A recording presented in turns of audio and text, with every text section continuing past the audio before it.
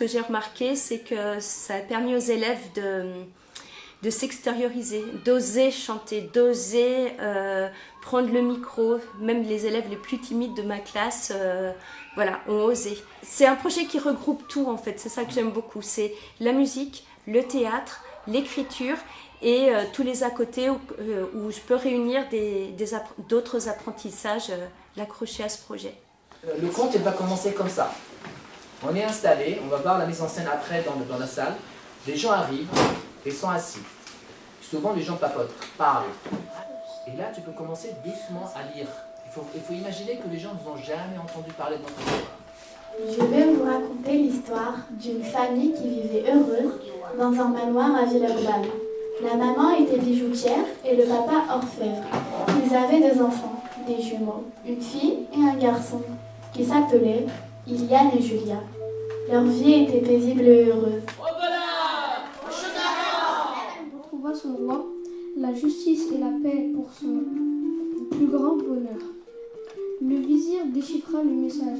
Ah, c'est ma fille.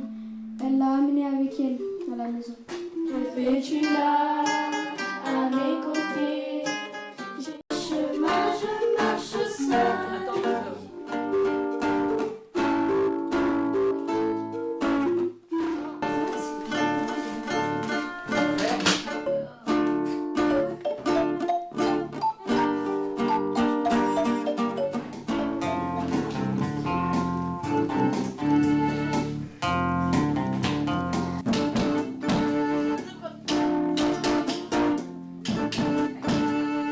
Je ne m'arrive de nulle part. On a fait une improvisation et à partir d'une phrase portugaise, on a trouvé une mélodie.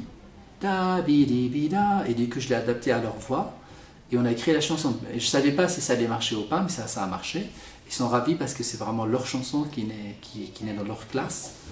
Et c'est vraiment très chouette ça. J'adore cette chanson-là. Et puis qu'ils voient qu'en fait avec 2-3 accords, on peut raconter beaucoup.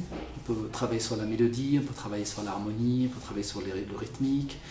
Et qu'avec des choses simples, on peut faire des belles choses. C'est vraiment ça mon objectif avec eux.